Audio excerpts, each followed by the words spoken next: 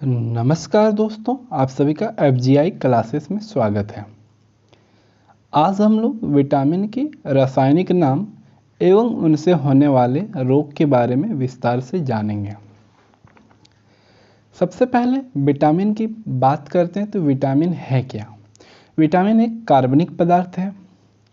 बेशक विटामिन हमारे शरीर को कोई कैलोरी नहीं देता हो, लेकिन ये एक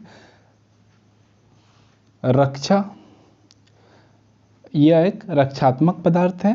हमारे शरीर को रक्षा करता है, बाहरी आघात से बचाता है। इसलिए हम लोग विटामिन को प्रोटेक्टिव फूड भी कहते हैं। विटामिन का आविष्कार 1911 ईस्वी में फंक महोदय ने किया था। चलिए अब बारी बारी से सभी विटामिन के बारे में और उसके प्रकार के बारे में जानते हैं। सबसे पहले बात करते हैं विटामिन के प्रकार के। तो घुलनशीलता के आधार पर विटामिन दो प्रकार के होते हैं, जल में घुलनशील विटामिन और वसा में घुलनशील विटामिन। कुछ विटामिन जल में घुलनशील होते हैं, जैसे बी और सी, ये दोनों जल में घुलनशील विटामिन हैं। जबकि vitamin A, vitamin D, vitamin E और विटामिन के वसा में घुलनशील विटामिन हैं। आइए अब बारी बारी से सभी विटामिन के रासायनिक नामों को जानते हैं। सबसे पहले बात करते हैं विटामिन ए की, तो उसकी रासायनिक नाम रेटिनॉल है। B1 की थायमीन, B2 की रासायनिक नाम राइबोफ्लेविन है। तो विटामिन B3 का रासायनिक नाम नियासिन है। B5 को पेंटोथेनिक एसिड कहते हैं। विटामिन B6 को पायरोडक्सिन कहते हैं। विटामिन B7 को बायोटीन कहते हैं। विटामिन B9 को फॉलिक एसिड कहते हैं। विटामिन B12 को साइनोकोबालामिन कहते हैं। इस साइनोकोबालामिन में कोबाल्ट उपस्थित रहता है। पूछा जाता है किस विटामिन में कोबाल्ट पाया जाता है, तो कौन सी विटामिन हो जाएगा? तो विटामिन B12। विटामिन सी का रासायनिक नाम एस्कर्बिक एसिड है। विटामिन डी का रासायनिक नाम कैल्सीफेरॉल है। कैल्सीफेरॉल को सनशाइन विटामिन भी कहा जाता है, यानी कि विटामिन डी को सनशाइन विटामिन भी कहा जाता है। बात करते हैं विटामिन ई की रासायनिक नाम की, तो वो टोकोफेरॉल है। विटामिन के का रासायनिक नाम फाइलोक्विनिन है। चलिए अब आगे बढ़ते हैं और विटामिन ए के बारे में विस्तार से जानते हैं। सबसे पहले विटामिन ए का रासायनिक नाम रेटिनॉल है। विटामिन ए की कमी से होने वाला रोग आँख का रोग है। ये एक रोग है जिसके नाम रतुंधी है। रतुंधी से पीड़ित लोगों को रात होते या शाम होते दिखाई नहीं पड़ता है। इसमें कुछ स्किन डिजीज भी होती है। विटामिन ए की कमी से मुहासे होता है। मुहासे ये फिगर में हम लोग देख सकते हैं। इस तरह से हमारे चेहरे में कुछ लाल लाल दाने आ जाते हैं। तो बात करते हैं विटामिन ए के स्रोत की, तो गाजर है, हरी साग सब्जी है। पर्याप्त मात्रा में खाने से हमारे शरीर में विटामिन ए की कमी नहीं होगी। चलिए अब बढ़ते हैं, विटामिन बी के बारे में जानते हैं।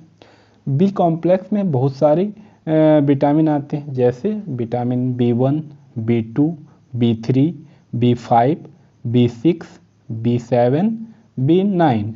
तो बारी बारी से हम लोग बी कॉम्प्लेक्स के सभी विटामिनों को जानते हैं। सबसे पहले विटामिन B1 की बात करते हैं, तो इसकी रासायनिक नाम क्या है? तो थायमीन है। इससे होने वाला रोग बेरी है। अगर आपके शरीर में विटामिन B1 की कमी हो जाती है तो अपच होता है, मतलब डाइजेशन सही से नहीं होता है। इसका मतलब क्या हो गया? जो भी हम लोग खाना खाते हैं उसका सही से पाचन नहीं होता है। तो विटामिन B1 का स्रोत कौन कौन सा है? तो मूंगफली हैं, तिल हैं और सब्जियां हैं विटामिन B1 का स्रोत। चलिए अब बी कॉम्प्लेक्स की अगला विटामिन B2 के बारे में जानते हैं। विटामिन B2 का रासायनिक नाम क्या है? तो राइबोफ्लेविन है। क्या नाम है? राइबोफ्लेविन। इससे होने वाला रोग कौन सा है? तो होने वाला रोग त्वचा का फटना, आँखों का लाल होना, जीभ का फटना। तो यहाँ इमेज में हम लोग जीभ का फटना, आँख इस प्रकार से लाल हो जाते हैं, हम लोग देख सकते हैं। तो चलिए अब इसका स्रोत की बात कर लेते हैं। तो विटामिन B2 की कमी को पूरा करने के लिए हम लोग को पर्याप्त मात्रा में मांस, हरी सब्जियां, दूध का सेवन करना चाहिए। चलिए अब अगली विटामिन के पास पहुंचते हैं और उस अगला विटामिन B3 के बारे में जानते हैं। विटामिन B3 को नियासिन कहा जाता है, यानी कि इसका रासायनिक नाम नियासिन है। इससे होने वाला रोग प्लेग्रा और 4D सिंड्रोम है। प्लेग्रा में क्या होता है, हाथ और पैर के स्किन में कुछ इस तरह से दिखाई पड़ता है। तो विटामिन B3 का स्रोत क्या क्या है, तो मांस है, मूंगफली है, आलू, टमाटर, पत्ती वाला सब्जियां, ये सभी चीज़ का सेवन करने से विटामिन B3 की कमी हमारे शरीर में नहीं होगा। अब हम लोग विटामिन B5 के बारे में जानते हैं। विटामिन B5 का रासायनिक नाम क्या है, तो पैंटोथेनिक एसिड है। चलिए अब इससे होने वाले रोग का भी चर्चा कर लेते हैं। तो इसमें क्या होता है, बाल सफ़ेद हो जाता है।